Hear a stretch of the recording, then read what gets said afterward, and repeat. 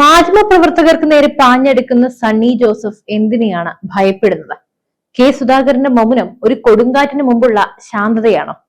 പേരാവൂരിൽ ആഞ്ഞടിക്കുന്ന ആ ടീച്ചർ തരംഗത്തിൽ കോൺഗ്രസിന്റെ അവസാനത്തെ വേരും പിഴുതെറിയപ്പെടുമോ? കണ്ണൂർ രാഷ്ട്രീയത്തെ പിടിച്ചുലയ്ക്കുന്ന ആ സത്യങ്ങൾ, അണിയറയിലെ ചതിക്കുഴികൾ നമുക്ക് വിശദമായി പരിശോധിക്കാം. കണ്ണൂർ ജില്ലയിലെ രാഷ്ട്രീയ സാഹചര്യങ്ങൾ പരിശോധിക്കുമ്പോൾ ആദ്യം കണ്ണിലുടക്കുന്നത് CPIM-ന്റെ സംഘടനാപരമായിട്ടുള്ള കരുനീക്കങ്ങളാണ്. തിരഞ്ഞെടുപ്പിന്റെ പ്രാരംഭഘട്ടത്തിൽ ചില വെല്ലുവിളികളൊക്കെ പാർട്ടി നേരിട്ടിരുന്നു എന്നത് ഒരു വസ്തുതയാണ്. ചില പ്രാദേശിക പ്രവർത്തകരുടെ കൊഴിഞ്ഞുപോക്കും താഴെത്തട്ടിലെ ചില അസംതൃപ്തികളും മാധ്യമങ്ങൾ വലിയ ചർച്ചയാക്കിയിരുന്നു. എന്നാൽ ഒരു വലിയ പ്രതിസന്ധി മുന്നിൽ വരുമ്പോൾ കമ്മ്യൂണിസ്റ്റ് പാർട്ടി എങ്ങനെയാണ് പ്രതികരിക്കുക എന്നതിന്റെ പാഠപുസ്തകമായിരുന്നു പിന്നീട് നമ്മൾ കണ്ണൂരിൽ കണ്ടത്. പാർട്ടിയെ പ്രതിസന്ധിയിലാക്കി ചിലർ പടിയിറങ്ങിയപ്പോൾ അവശേഷിക്കുന്ന സഖാക്കൾ കൂടുതൽ കരുത്തോടെ ഒന്നിച്ചു നിൽക്കുന്ന കാഴ്ചയാണ് കാണാനായത്.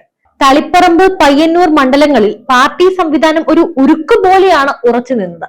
ശക്തമായ നേതൃത്വത്തിന്റെ ഇടപെടലുകൾ താഴെത്തട്ടിലെ ഓരോ പ്രവർത്തകനിലും ആത്മവിശ്വാസം നിറച്ചു.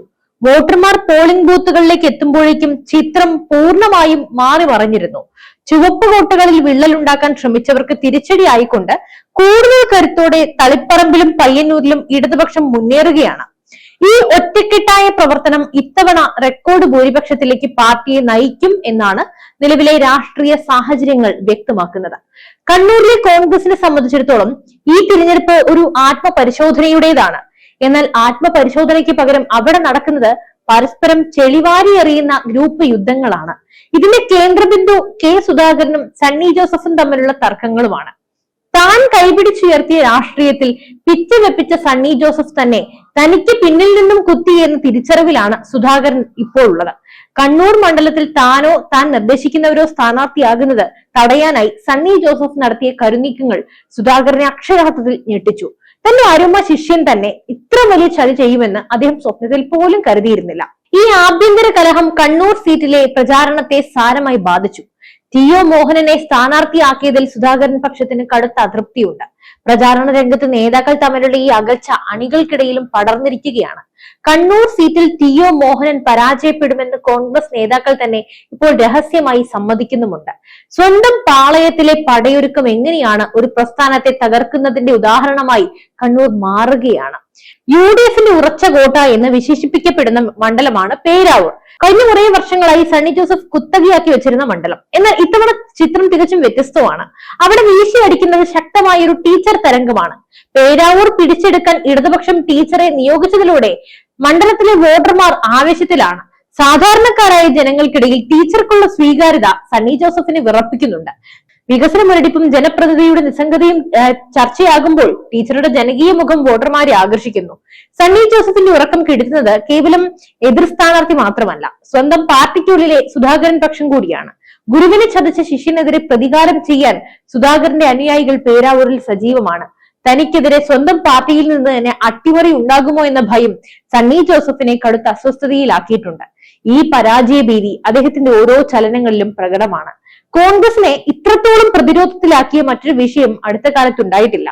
അത് വയനാട് ദുരിതാശ്വാസ ഫണ്ട് തട്ടിപ്പാണ്. ഉരുൾപൊട്ടലിൽ സർവ്വതും നഷ്ടപ്പെട്ടവർക്കായി ജനങ്ങളിൽ നിന്നും പിരിച്ചെടുത്ത തുകയിൽ ക്രമക്കേട് നടന്നു എന്ന വാർത്തകൾ പുറത്തു വന്നതോടെ കോൺഗ്രസ് പ്രതിക്കൂട്ടിലായി.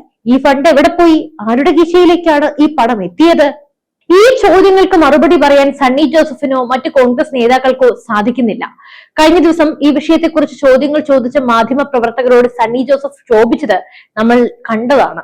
ഒരു ജനപ്രതിനിധിക്ക് ചേരാത്ത വിധം മാധ്യമങ്ങളോട് തട്ടിക്കയറാൻ അദ്ദേഹത്തെ പ്രേരിപ്പിച്ചത് മറ്റൊന്നുമല്ല, മറുപടിയില്ലാത്ത ചോദ്യങ്ങൾ സൃഷ്ടിക്കുന്ന ആ പരാജയഭീതി തന്നെയാണ്. ഫണ്ട് വിവാദം വോട്ടർമാർക്കിടയിൽ ഉണ്ടാക്കിയ അമർഷം പേരാവൂരിലും കണ്ണൂരിലും കോൺഗ്രസിന് വലിയ തിരിച്ചടിയാകുമെന്നത് ഉറപ്പാണ്. കണ്ണൂരിലെ ജനങ്ങൾ വികസനം ആഗ്രഹിക്കുന്നവരാണ്. എന്നാൽ കോൺഗ്രസ് പ്രതിനിധീകരിക്കുന്ന മണ്ഡലങ്ങളിൽ വികസനം വെറും വാഗ്ദാനങ്ങളിൽ ഒതുങ്ങുന്നു എന്ന പരാതി വ്യാപകമാണ്. പേരാവൂർ മലയോര മേഖലയിലെ റോഡുകളുടെ അവസ്ഥ, കുടിവെള്ള ക്ഷാമം, കർഷകരുടെ പ്രശ്നങ്ങൾ, ഇതിലൊന്നും കാര്യമായ ഇടപെടൽ നടത്താൻ സണ്ണി ജോസഫിന് കഴിഞ്ഞിട്ടില്ല. അതേസമയം സംസ്ഥാന സർക്കാർ നടപ്പിലാക്കുന്ന വികസന പദ്ധതികൾക്ക് തടയിടാൻ കോൺഗ്രസ് ശ്രമിക്കുന്നു എന്ന ആരോപണവും അവിടെ നിലനിൽക്കുന്നുണ്ട്. നാടിന്റെ പുരോഗതിയേക്കാൾ ഉപരി സ്വന്തം രാഷ്ട്രീയ ലാഭത്തിനായി വികസനത്തെ അട്ടിമറിക്കുന്ന നിലപാടാണ് UDF എപ്പോഴും സ്വീകരിക്കാറുള്ളത്. ഇത് സാധാരണക്കാരായ വോട്ടർമാർ തിരിച്ചറിഞ്ഞു കഴിഞ്ഞു.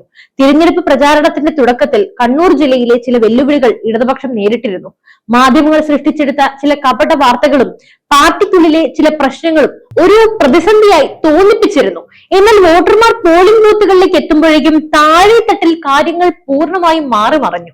ശക്തമായ നേതൃത്വത്തിന്റെ കൃത്യമായ ഇടപെടലുകൾ കാരണം എല്ലാ പ്രതിസന്ധികളെയും അതിജീവിച്ച് ഇടതുപക്ഷം മുന്നേറുകയാണ്. വോട്ടർമാരുടെ പോളിംഗ് ശതമാനത്തിലെ വർധനവും സ്ത്രീകളുടെയും യുവാക്കളുടെയും പങ്കാളിത്തവും LDFന് വലിയ ആത്മവിശ്വാസം നൽകുന്നുണ്ട്. കണ്ണൂരിലെ ചുവപ്പ് വോട്ടുകൾ കൂടുതൽ കരുത്തോടെ നിലനിൽക്കുമെന്നും കോൺഗ്രസിന്റെ കുത്തക മണ്ഡലങ്ങൾ ഒന്നൊന്നായി തകരുമെന്നുമാണ് നിലവിലെ രാഷ്ട്രീയ സാഹചര്യം വ്യക്തമാക്കുന്നത് എന്നാണ് പലവിധ റിപ്പോർട്ടുകളിൽ നിന്നും നമുക്ക് മനസ്സിലാക്കാൻ സാധിക്കുന്നത്.